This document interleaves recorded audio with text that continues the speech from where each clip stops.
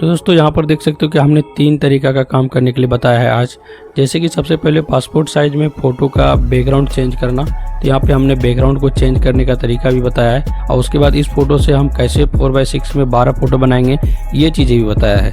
तो एक वीडियो में हम आपको 3 चीज़ सिखाने वाले हैं, तो वीडियो को शुरू से लेकर के लास्ट तक आप जरूर देखें। अगर आप एक पासपोर्ट साइज फ़ोटो बनाने के लिए अगर सीखना चाहते हो तो ये वीडियो भी आपके लिए बहुत ही ज़्यादा हेल्पफुल हो सकता है। तो वीडियो को शुरू से लेकर लास्ट तक आप जरूर देखें। वीडियो अगर आपको पसंद आता है तो वीडियो को एक लाइक जरूर कर दीजिएगा।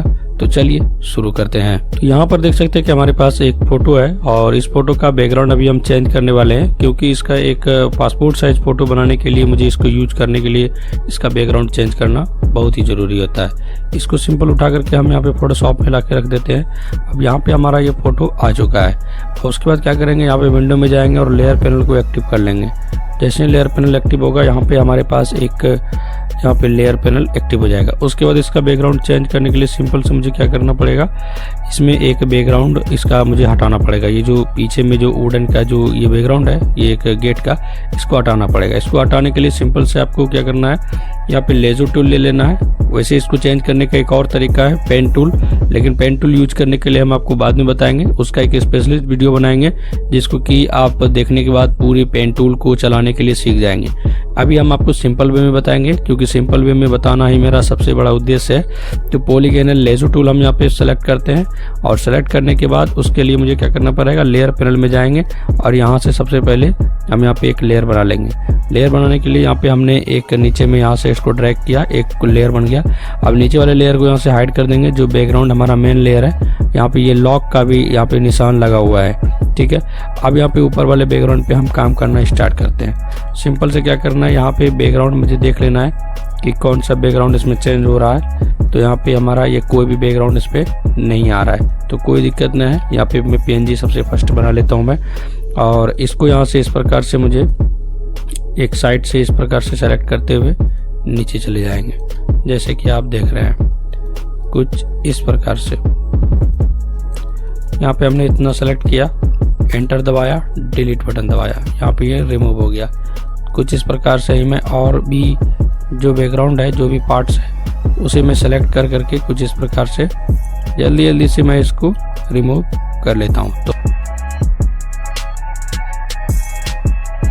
अभी यहाँ पे देख सकते हैं कि हमारा बैकग्राउंड यहाँ पे हमने इसको रिमूव कर लिया है। अब यहाँ पे बारी आता है कि इसको क्रॉप किस साइज में करना है। जबकि हमें अगर पासपोर्ट साइज बनाना है तो पासपोर्ट साइज के लिए फोटो का भी एक साइज होता है, वो हम यहाँ पे साइज इसको सेलेक्ट करेंगे। तो क्रॉप हम उतना ही करेंगे जितना मुझे पासपोर्ट साइज फोटो की जरूरत है। उसके लिए मुझे क्या करना पड़ेगा, यहाँ पे टूल्स बार में जाएंगे, इसमें यहाँ पे क्रॉप टूल को सिलेक्ट करना है और एडिट में जाएंगे। एडिट में आपको 1.3 टाइप करना है और उसके बाद हाइट में आपको 1.5। उसके बाद इतना जब ये टाइप कर लेंगे तो उसके बाद आपको क्या करना है, रेजुलेशन में आप चाहो तो यहाँ पे 200 या 300 भी ले सकते हो। मैं फिलहाल यहाँ पे 200 रेजुलेशन सेलेक्ट कर लिया हूँ। उसके बाद मुझे क्या करना है, इसको यहाँ से क्रॉप टूल्स को चलाना है। तब जब जैसे ही क्रॉप टूल चलाएंगे, ये ऑटोमेटिक से जो हमने साइज डाला है वो उतना ही डायमेंशन में यहाँ पे साइज को ये क्रिएट कर लेगा। अब यहाँ पे जैसे ही एंटर दबाएंगे, यहाँ पे हमारा ये क्रॉप हो चुका है। अब यहाँ पे इसका बैकग्राउंड मुझे चेंज करना है। अभी तक तो हमने इसका बैकग्राउंड को रिमूव किया है। अब यहाँ पे मुझे कोई भी कलर को ऐड करना है, तो वो हम कैसे करेंगे, फिर यहाँ पे लेयर पैनल में जाएंगे और नीचे में आपको यहाँ पे एक दिखाई देगा, यहाँ पे देख रहे हो क्रिएट न्यू फिल और एडजस्टमेंट लेयर। इसको एडजस्टमेंट लेयर बोलते हैं। सॉलिड कलर में जाएंगे और यहाँ से कोई भी कलर हम यहाँ से सबसे फर्स्ट में सेलेक्ट कर लेता हूँ। अब इसको करने के बाद यहाँ पे जो बीच वाला बैकग्राउंड है, इसे उठा करके इसको ऊपर कर देंगे। जैसे ही करेंगे, यहाँ पे देख सकते हो बैकग्राउंड हमारा पीछे चला गया है और यहाँ पे ये फोटो है हमारा ये ऊपर आ चुका है। तो यहाँ पे अभी हमारा बैकग्राउंड चेंज हो चुका है, आप जैसे कि देख पा रहे हो। उसके बाद यहाँ पे अगर इसका कलर कोई चेंज करना चाहता हूँ तो इजीली यहाँ पे इस कलर पैनल पे डबल क्लिक करेंगे। अब यहाँ पे कलर पिकर हमारा ऑन हो गया है। अब यहाँ पे मैं देख सकता हूँ कि जो भी कलर हमारा इसमें मैच करेगा, मैं उस कलर को यहाँ पे ऐड कर दूंगा। फिलहाल मैं यहाँ पे बैगनी कलर को ऐड कर रहा हूँ, तो उसके बाद यहाँ से ओके कर देता हूँ। उसके बाद यहाँ पे देख सकते हो कि मैंने अपना यहाँ पे कलर ऐड कर चुका हूँ। यहाँ पे हमने थोड़ा सा बैगनी कलर को ऐड कर दिया हूँ, लाइट बैगनी। उसके बाद यहाँ पे इस फोटो में थोड़ा सा लाइट देना है, तो इस फोटो को यहाँ से सेलेक्ट करेंगे। इस फोटो पे यहाँ पे जो हमारा जो बैकग्राउंड वाला फोटो है, लेयर वाला, उसके बाद Ctrl M प्रेस करेंगे। यहाँ पे कर्व्स का ऑप्शन आ जाएगा, इसको थोड़ा सा ऊपर कर देंगे। यहाँ पे हमारा फोटो वाइट हो चुका है। अभी मुझे क्या करना है कि इसको अगर मुझे इसको साइज में क्रिएट करना, जैसे 4x6 में करना है, तो उसके लिए मुझे क्या करना पड़ेगा, यहाँ से इसको लेयर में जाएंगे, फ्लैटन इमेज कर देंगे, तो यहाँ पे हमारा ये फ्लैटन हो जाएगा। उससे पहले मैं आपको बता दूं कि इन दोनों लेयर को मैं एक बॉक्स में यहाँ से सेट कर देता हूँ। सेट में यहाँ पे हमने कर दिया, अब ये इसके सेट के अंदर चला गया है।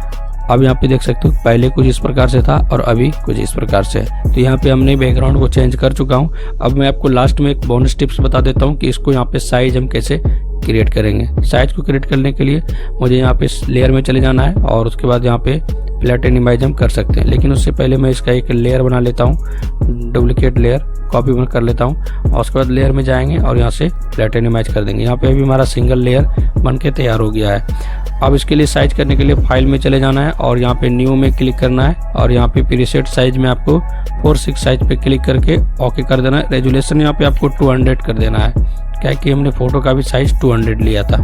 अब यहाँ पे मुझे क्या करना है, इस वाले फोटो को सिंपल उठा करके यहाँ पे मैं पेस्ट कर दूंगा और उसके बाद यहाँ पे क्या करेंगे, इसको यहाँ पे बॉर्डर लगाना है। तो बॉर्डर लगाने के लिए इसको सिलेक्ट करना है, यहाँ से कंट्रोल दबा के और कंट्रोल ES प्रेस करना है आपके कीबोर्ड में और यहाँ से ब्लैक कलर ले लेना है सेंटर और उसके बाद ओके करेंगे। यहाँ पे बॉर्डर लग जाएगा। अब यहाँ पे ज़्यादा मोटा बॉर्डर है तो हमें कम थोड़ा लगाना है, 3 लेता हूँ।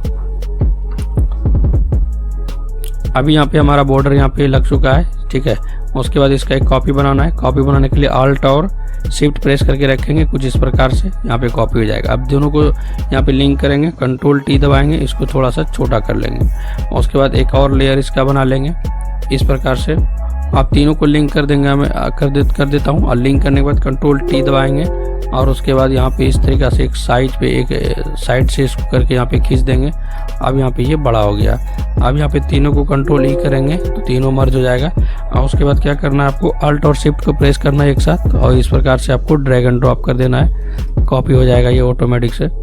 कॉपी होने के बाद कुछ इस प्रकार से यहाँ पे 12 फोटो हमने यहाँ पे कॉपी पेस्ट कर दिया है। तो कुछ इस प्रकार से हमने 4:6 में फोटो को डिवाइड कर सकते हैं बड़े ही आसानी से। अभी हमने यहाँ पे इसको 4:6 में डिवाइड कर दिया हूँ।